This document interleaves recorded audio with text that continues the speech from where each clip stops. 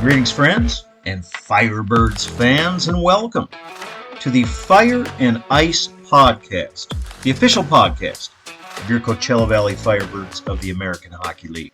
Coming to you from Palm Desert, California, I'm your Cameron Hughes, coast to coaster away from the Firebirds home ice of Acrisure Arena. I'm your host, Judd Spicer.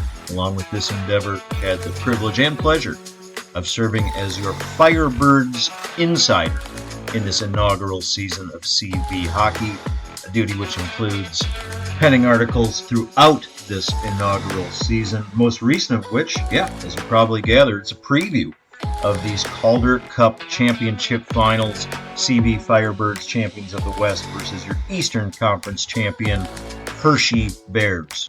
Those articles, as with all things CV Firebirds, you can find online at cvfirebirds.com. That's included, but certainly not limited to team merchandise, roster, community info, and tickets. As for those tickets to Acrisure Arena, well, we're in the real of it now, folks, which seem to require, for the first time ever in this endeavor, a mid-series episode.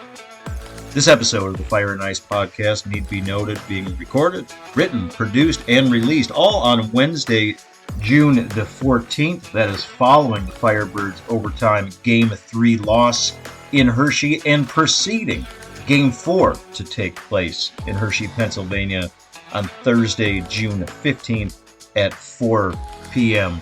Pacific. The task, of course, of encompassing as much, might not befit one man. That's why I've got a full-on cast and crew and media roundtable mid-series episode of this Calder Cup Championship Finals. Joining me is Patrick Williams of the American Hockey League, also covers the American Hockey League at NHL.com. Shad Powers, my guy, columnist for the Desert Sun newspaper, joining. And from Hershey, Pennsylvania, the lone desert dude, the lone desert media representative, flown cross-country to cover these Calder Cup Championship Finals, Blake Arthur, sports director at KESQ. As I said, mid-series media roundtable. Before we get to this quadrangle conversation, 4 total guests, of course, including yours truly, just hit refresh. Let's catch our breath. Let's reset a little bit. Firebirds came out of the nest flying in this series, undoubtedly, in Game 1, 5-0 victory against Hershey. Follow that up with another shutout victory, a convincing one, in Game 2, winning 4-0. Game 3, last night, better performance for Hershey, scoring in every period, including overtime. The overtime game winner for a 5-4 victory in Hershey, Pennsylvania. Couple notes to go along with that. Joey DeCord, stellar Firebirds netminder. Again, shutouts in the first 2 games. Took that shutout streak past 130 minutes going into Game 3. Those first 2 shutouts, first goalie in the American Hockey League since 1939 to go back-to-back donuts in the first 2 games of the Calder Cup Championship Finals. As for those 13 cumulative goals scored by the Birds through 3 games, scored by 10 different guys, something that we'll undoubtedly touch upon with the panel. Sellouts have abounded on both ends of this Calder Cup Finals, here in Palm Desert and in Hershey for Game 3, which brings us to the schedule. Reference Game 4 taking place tomorrow night, Thursday, June 15th. That's another 4 p.m. Pacific start time. Locally, you can check that out. I know it's on television, but if you want to gather with fellow Firebirds fans, good alliteration there. I did that last night at Spotlight 29 Casino, a burgeoning watch party. People are getting into it. They're into it before, but now they're really getting into it. About 1,000 people there last night, somewhere's around there. Jerseys, face paint, couple of cocktails, everybody having fun. Yeah, it was a loss, but that is a growing scene to be at. Game 5, of which we are now assured based on the fact that, Hershey not only finally scored a goal, but they won a game. Saturday, June 17th, remaining on the road in this 2-3-2 format. Saturday, June 17th, another 4 p.m. Pacific puck drop, Firebirds and Bears from Giant Center in Hershey, Pennsylvania. Getting back to the asterisk, the if necessaries, games 6 and 7, respectively. if need be played. Game 6 would take place Monday, June 19th, back here in Palm Desert, California at Acrisure Arena, 7 p.m. start time. If needed, Game 7, a deciding Game 7, that would be played Wednesday, June 21st, here in Palm Desert at Acrisure at 7 p.m. There's some schedule, there's some stats, there's some enthusiasm, which I think that you could probably pick up as we delve deeper and deeper into the unknown, friend. All that offered, all that prefaced, let's get to this episode's mid-series Calder Cup Championship Media Roundtable.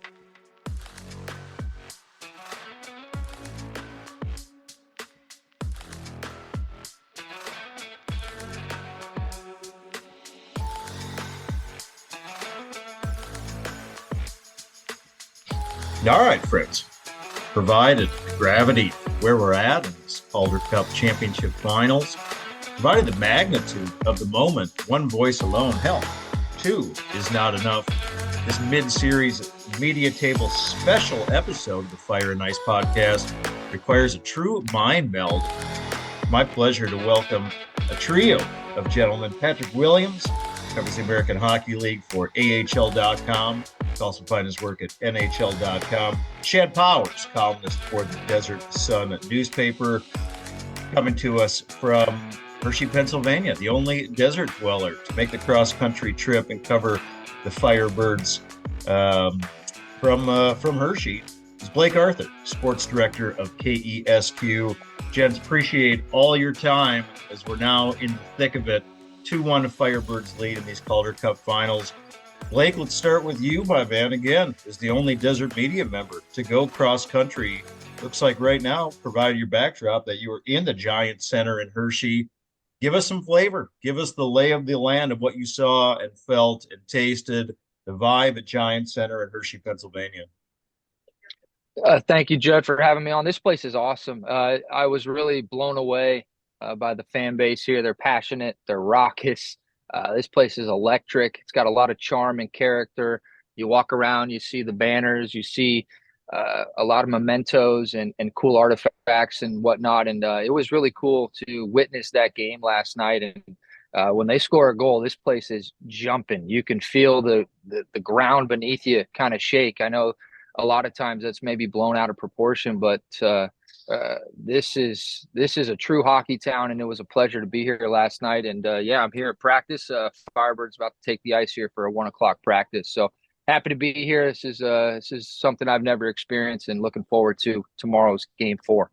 Sold out crowd of Game 3 of over 10,500 at Giant Center. Old school, new school follow up for you, Blake. Compare and contrast between what we see at Acrisure Arena and what you saw and experienced at Giant Center last night. Well, I think you said it. It's the old school, new school, East Coast, West Coast. Our arena is, not even a year old. It's much more modern, a lot more bells and whistles. This arena is pretty straightforward. Opened in 2002, 65 million. I think ours is, somewhere in the neighborhood of 300 million. Seating is about the same. It's about 10,000 and some change. So it has a nice size and vibe to it when this place is full. I think these fans have been around a lot longer. They know the game maybe a little bit more than us in the desert, and that's no slight to the fans in the Coachella Valley. But these fans are as passionate and as knowledgeable as you're going to find in hockey or any sport for that matter. And I think maybe one day, maybe 20, 30 years, 40, 50 years down the road, we'll get there in the Coachella Valley. I think that's the hope. That's the goal. For this Firebird season, I'm not sure if we know what's going to happen in the next 30 or 40 minutes, let alone the next 30 or 40 years.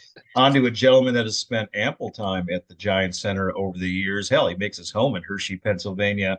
Patrick Williams, obviously a difference from what we saw in the Hershey Bears last night as a contrast from what we saw in games 1 and 2. What was different for the Bears in game 3?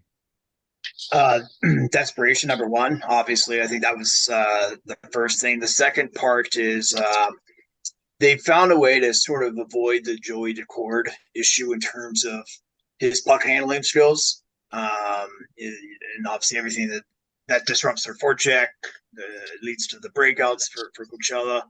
Like, they've more or less tried to just stay away from that, right? Like, far fewer of the dump-ins, far fewer letting him do anything with the puck. So I think that's the first thing. The second part was just they checked a lot harder. Like they were on the Firebirds a lot more quickly, closing in on them. Won far more board battles. Just an overall better performance all around. And even with that, we saw Coachella still in the third period come back 3 quick strikes in a little over 12 minutes, 2 in the final 4 minutes, and then dominate overtime. So that was what Todd Nelson called Hershey's best effort of the series so far, which maybe is damning with faint praise. But even with that being said, it was still, in a lot of ways, Coachella controlled much of the game. Something that Shad and I mused while watching the game together at the watch party last night. Yeah, we both felt that Hershey was playing a little bit better. Follow up for you, Patrick. Do you also think that the Firebirds, in a sense, maybe played a little bit worse than they had in games 1 and 2? I think there was a little bit of a letdown, right? Like you come in from that wild Acrisure Arena crowd, right? Like, and then you come into kind of 180-degree opposite there, the crowd being that much against you. It's like you said, it's an East Coast crowd. Like I came down here a few years back, and that's the first thing that really strikes you about the Hershey crowd. It's a lot more of that edge to it, right? Like, and they're quick to get on that team when they're not playing well, right? So there's that pressure kind of works both ways for and against Hershey at times. You could see that. Yeah, I don't think Coachella is necessarily at their sharpest. But we have seen that from them before, right? Like they've had their ups and downs, even in this postseason run. And to their credit, each time they've been able to kind of recalculate, reorient themselves, come back that much better the following game. Shad Powers, I think it was prior to game 2 that you had a great call that Cameron Hughes was ready to break out of a playoff donut. He'd had a couple truckloads of assists heading into this series and throughout the Calder Cup playoffs, but 0 goals for Cameron Hughes. That is fast change. And then you subsequently wrote about the fact that through the first 2 games, the Firebirds had 8 different scorers. Now through 3 games, 10 different goal scorers to combine for those 13 total goals. Is that what jumps out to you most statistically, Shad? Yeah, I mean, that did kind of fascinate me. I think that's what makes them a tough team to defend. Obviously, they've got confident scorers all through all 4 lines. And that's, not every team can say that. And of course, people are confident about their hockey skill, but these guys are all, pinpoint scoring artists, a lot of them. So there's like, you don't see teams with that many guys that can do that. And like I said, they just sort of expect to do it.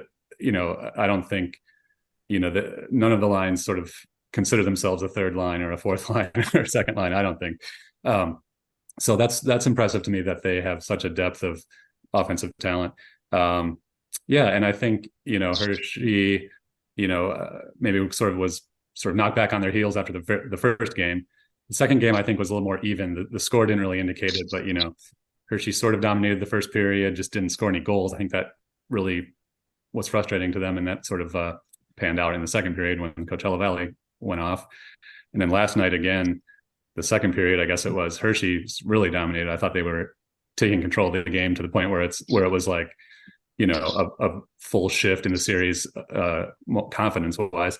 But, so I think that rally, despite it still ending up in a loss, was valuable for the Firebirds last night, just to sort of, I guess, maybe make a statement or show that, this isn't just going to be, you get ahead by 2 goals. It's not going to be a cruise in for a victory like maybe some of their previous series have been. But so that was an entertaining game last night. Obviously, had to have that win if you're Hershey. Talking to a coach and a player after the game, they both were sort of happy with the way things went. Of course, not losing, but they felt like they made a little bit of a statement, maybe even to themselves, that they're not going to go into Hershey and be overwhelmed by the moment or the setting. So I don't know. It's been kind of an interesting 3 games. They've all had sort of a different flavor, and I don't know. Game 4, we're at a point now where I think game 4 could go in any direction. The Firebirds could come right back and rattle off 5 or 6 goals again. Hershey Hershey has some confidence now. Certainly, they finally got a goal to go in the net. I think that was half the battle too. the second that goal happened in the first period, you could almost see a weight go off their shoulders a little bit, and they played a little freer after that. So I don't know. It's been entertaining, series of different momentum shifts. Sticking with you, Shad, of course, we were a Riker Evans overtime millimeter away from the Firebirds having a complete chokehold on this series and being up 3-0. As we saw in the Milwaukee series, it's fascinating how the complexion of these Calder Cup playoffs, or as you see in the Stanley Cup playoffs, they can totally change on a dime. And in that case, it was about the width of a dime that kept us from having a 3-0 lead. I don't know. Do you sense, Shad, from what you saw in Milwaukee and from what you've assessed throughout this series, that we're going to see that pretty dramatic complexion change? Or do you kind of say, and I don't want to get your prediction quite yet, but I do want to sense, though, if you think that the Firebirds are just going to kind of continue to instill the pressure, the offensive scoring, or this might take like a 2-2 turn like we saw with Milwaukee. I don't know. I mean, I'm still impressed by Hershey, even after, they sort of stumbled out of the gate. I think they proved to themselves yesterday that, obviously they can beat the Firebirds. That's half the battle. And then, I think they just got sort of a surer footing with their defense. I think Patrick is sort of, and some of their tactics, like Patrick was describing, changed, and that seemed to have worked. So I mean, it certainly wouldn't surprise me if Hershey wins game 4 and we're looking at a 2-2, just exactly like we were with the Milwaukee series. It's, of course, the home ice changes things, but it's, obviously it's not just that simple. I think, obviously these two teams are playing for the Calder Cup, so they're obviously both talented. I think it'll be interesting to see if Coachella Valley does anything tactically different. They might not be in position. They might not consider themselves needing to. Certainly they've had success averaging over 4 goals a game and holding them to under 2 a game so far. But, it'll be interesting to see if there is any more sort of strategic changing from either coach. Moving back to Blake Arthur of KESQ. Blake, of course, as mentioned, in Hershey, Pennsylvania, as his backdrop suggests. Right now, he is in Giant Center, I think either watching or waiting for the practice here in this off day. Blake, and seeing the players after the game face-to-face and assessing reaction or body language, did you sense that the Firebirds were dispirited, or that Coach Bylsma was dispirited in any way after the OT loss? I don't think they were dispirited in any way. I think that they felt they were the better team in that third period, and definitely in the overtime period. Maybe not the entire third period, but towards the end of the game, the final 12 minutes or so, rattling off those 3 goals. I think that this team knows that they can score at any time, and Hershey knows that as well. You talk to the Bears, and they have a lot of respect, and I don't want to say a sense of fear, but it's definitely in the back of their minds that this team can score at any time. I mean, they have that much firepower, and from anyone on the ice, really. So in talking with the guys and head coach, before the game, coach said, look, it's going to be a change of environment, but we don't want a change of effort. We don't want to change and compete. And I asked him about that, and he said, he was pleased with the effort and the compete from his guys. And, talked to Cole Lind and Cameron Hughes as well. And Cole Lind was pretty point blank, saying that they were the more opportunistic team. They had one chance in overtime and they capitalized on it, where the Firebirds, as we've alluded to in this, they dominated the overtime and had that one off the post that, like you said, width of a dime that could have made this series 3-0. And after the third period end, I'm walking around looking for something to eat because it's OT and I'm hungry, and I'm hearing these fans saying, hey, we just lost the cup in 5 minutes. So kind of to Patrick's point, these fans are passionate, but they are going to get on their team if they're not playing well. And you got the sense in this building that when they tied the game at 4-4, that the Birds were going to win the game and take a commanding 3-0 lead and possibly get to a chance to sweep them on Thursday tomorrow. So they're not dejected. I have confidence that these guys are going to come out tomorrow and, play Firebirds hockey. Of course, Blake, that we, as mentioned, Shad and I, we watched the game from afar on television at the watch party. So we didn't see in person all those banners hanging from the rafters. We couldn't hear in person those 10,500 plus fans. Firebirds, if there's one slight across this Calder Cup postseason, is that they haven't not been great. They've been okay, but they're still under 500 on the road in these Calder Cup playoffs. Did you sense that there was any intimidation factor last night? I think maybe in the beginning, maybe a feeling out process, kind of getting your bearings. But I think they settled into the game, and we saw that just too little, too late, right? We saw that at the end of the third, and then the overtime.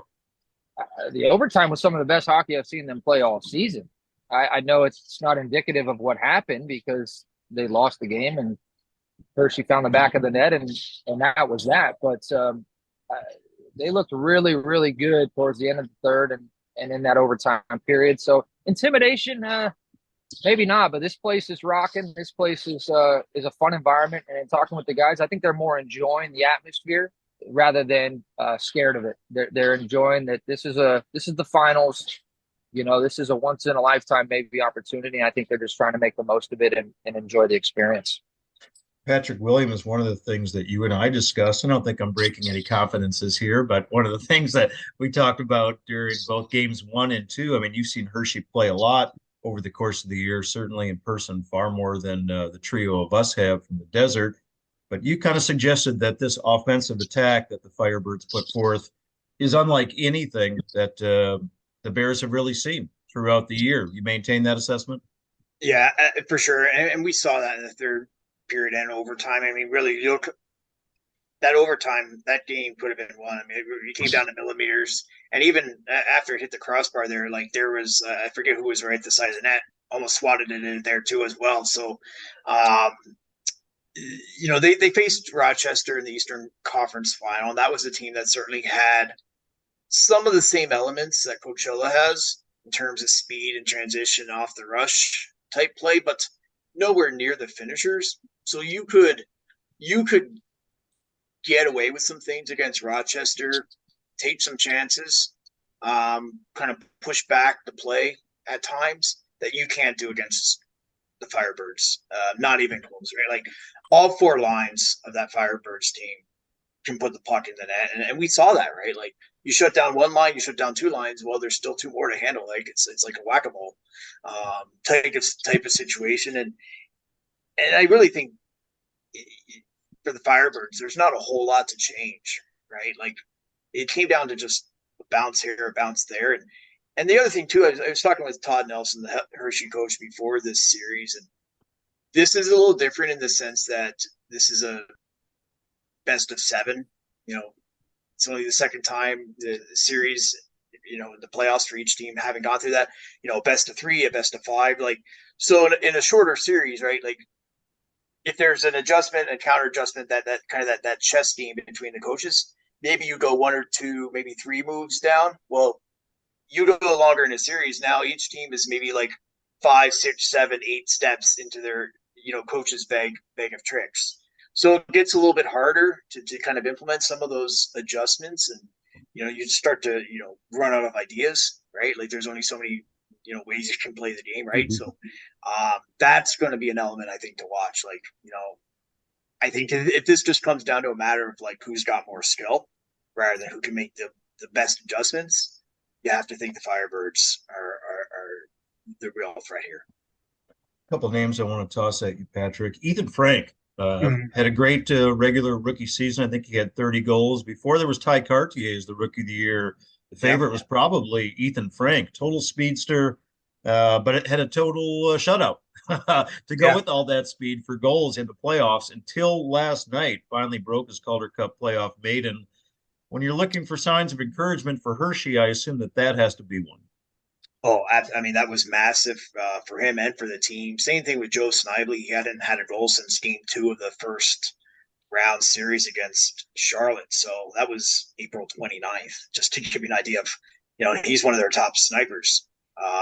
Mike Scarbosa has been out of the playoffs, since the Hartford series. So, I mean, they've been getting some production from their third and fourth lines, but those are goals that you have to kind of consider to be a bonus. You can't be relying on your third and fourth lines to carry you. And, so to get somebody like Frank, who's been a healthy stretch at times in the postseason, to get him finally on the scoreboard in the playoffs, someone who had 30 goals in the regular season, top Simona rookies. I mean, that was big, both, really for him and for Hershey, who's they're just looking for offense really from anybody at this point. And to get him, to get Snively, Garrett Pilon got going. It's, this was a team that had, what, 2 goals in their past 4 games coming into game 3. So they really, they were due for, a big night, and they needed it even more so. So that's probably the biggest takeaway for Hershey from game 3. Firebirds have now scored as many goals in the 3 games of this series as Hershey scored in the entirety of the Eastern Conference Finals, a total of 13. One more quick name I want to toss at you, Patrick. Hunter Shepard. Guy had a great regular season. I think he was second in the American Hockey League in goals against.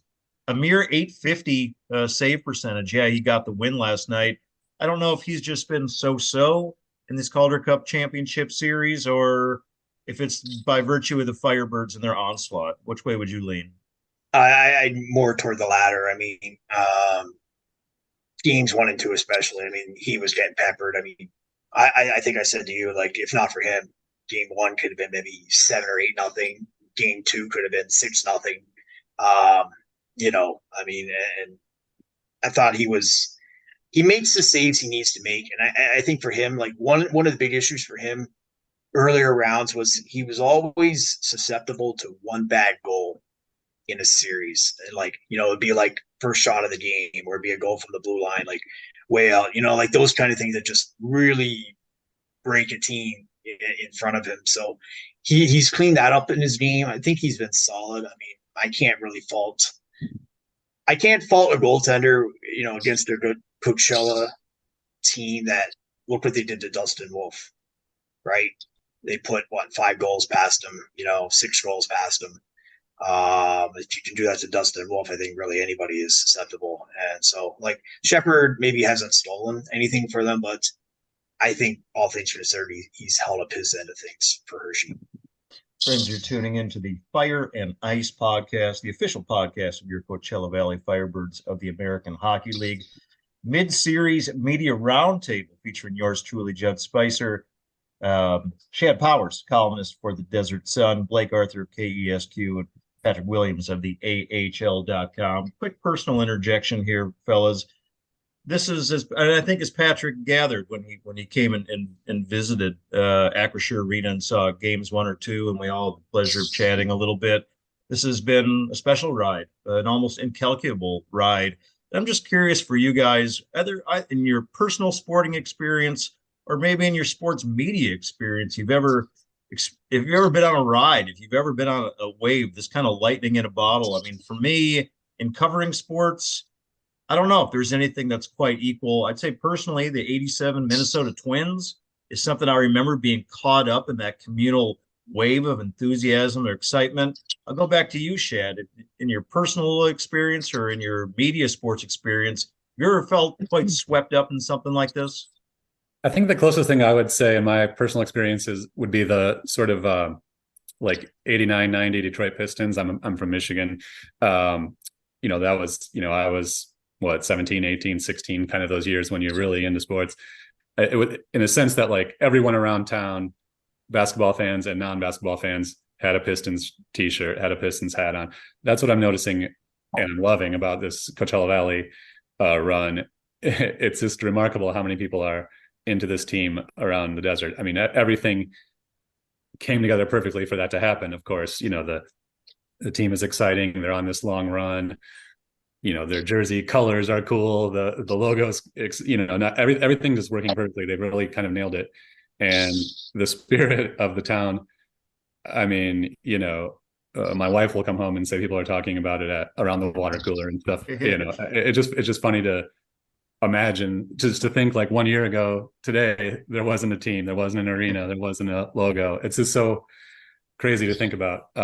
So I think, but as far as, journalistically, no, I've never really been on a ride like this. I've been a beat reporter for a couple different teams, but, either they were already established or they weren't having success. But this is pretty crazy. But that, like you said, kind of for you with the Twins personally, I would say that the closest thing for me would be like the mania of the Bad Boys Pistons era as a young fan. Quickly to you, Blake Arthur, your answer.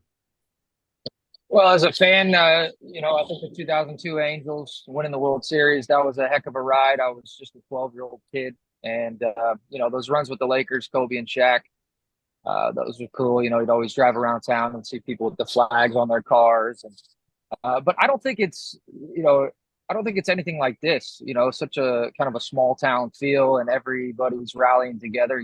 The LA market, Orange County market, much bigger than what we're dealing with in the Coachella Valley. And, work wise, I've never experienced anything like this. And it's just taken off, and we're just along for the ride. And I've never been so invested in a team in my profession with work or anything like that. And it's crazy that here we are in June, which for us usually is time to vacation and get some rest and relaxation before the high school football season. And here we are. Maybe I'm working the hardest I've ever worked in my career at KESQ. I've been there 7-8 years, and it's June, and this is my time, Maui time for me normally, and here I am freezing in a hockey rink covering this team. It's just kind of wild to put it all in perspective, and I don't think I really truly have let it sunk in, and I don't think it will until it's all over. I'm just kind of enjoying the moment, but it's been a special ride, Juddy, no doubt. Just an incredible inaugural season, and I'm really just happy to be a part of it, play a small part. Patrick Williams, your response, sir.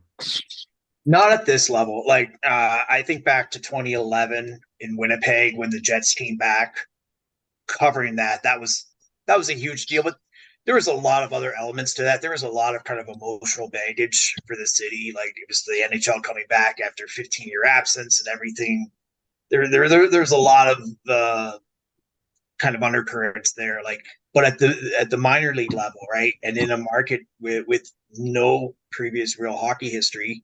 And even we were talking no real pro sports history in terms of a local team. You had to go back 30 years to the California Angels having a single A club there, and that's a whole generation ago, right? So for so many of these fans, this is their team now. This is their home team. It's not an LA team or a San Diego team or anything like that. It's their local team, their rink, their building, their players, and I think that's the cool part of it, right? Is and we all, like any one of us with any connection to hockey, we know that the sport will sell itself, right? Once you get people in front of it, the trick is always to get people in front of it, right?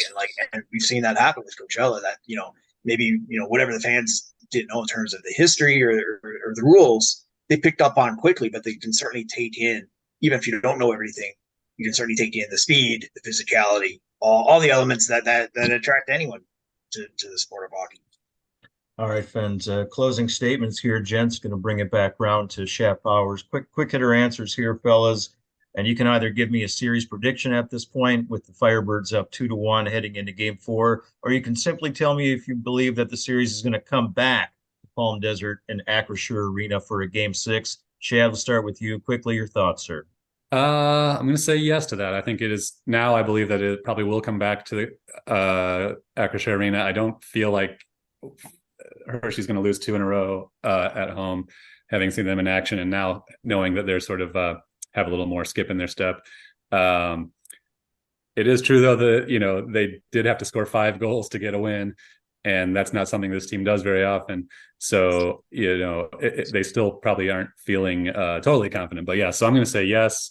It's coming back to Acrisure Arena. We'll see if Firebirds can win 1 game in Hershey and then set it up for a chance to win it in Game 6. Blake Arthur, you referenced the length of the season. NBA Finals done. Stanley Cup Finals done. Firebirds still going. Will this series go into next week, sir? I think I'm going to stick with my prediction. I like the Birds in 6. I think they win Game 4. I think Hershey takes Game 5 out of pride and not wanting to lose this thing in their own barn. But I just think the Firebirds they're just too good. I mean, it's really that simple. They're too deep, too talented, too good. This team is loaded, and I honestly thought they should have won last night. So I think this team's going to come out hungry, take Game 4. Hershey gets Game 5, and then the Birds wrap it up in 6. So that's my prediction. I'm sticking to it, Jody. As for yours truly, my initial prediction was Firebirds in 7.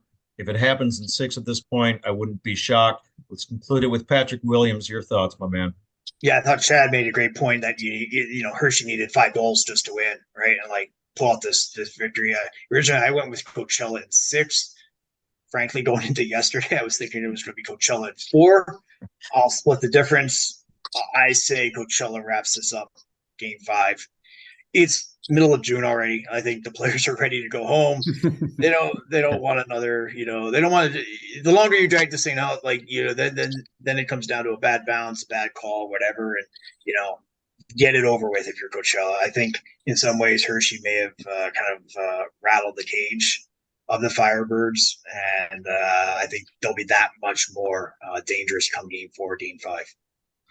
Patrick Williams, the AHL, Shad Powers, columnist for the Desert Sun, Blake Arthur. He is in Hershey, Pennsylvania for KESQ. Fellas, great work covering the series, covering the season.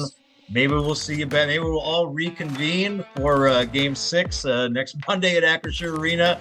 Time will tell. I guess we'll find out. First things first, let's get to Game 4 at the Giants Center in Hershey tomorrow night. Fellas, thanks for your time. Appreciate it. Thank you. Thanks, Judd.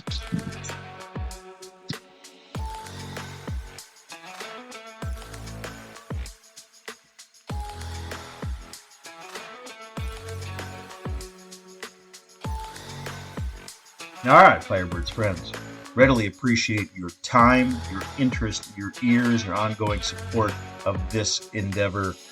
Equally appreciative for the time of our panel, our media roundtable in this special mid-series episode.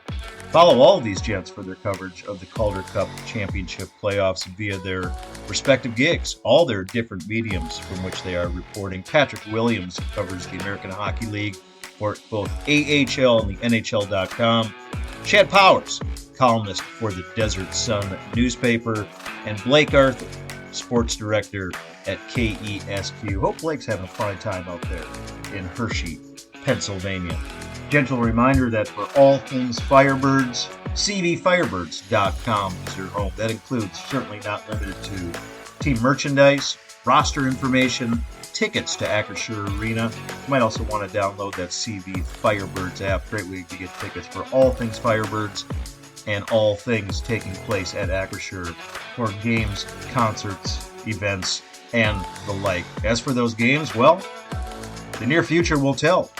If there are any more tickets to be had at Acrisure Arena, see if the series comes back to the desert for Game 6. Exciting times, thrilling times, improbable and unprecedented times. It's certainly historic times as authored by our CV Firebirds in this inaugural season here in the desert proper. Thanks again for tuning in, friends. I look forward to seeing you at the watch parties or perhaps at Acrisure Arena should the series return here to the CV for Game 6. Until then, and always, remember, one valley, one team, rising together.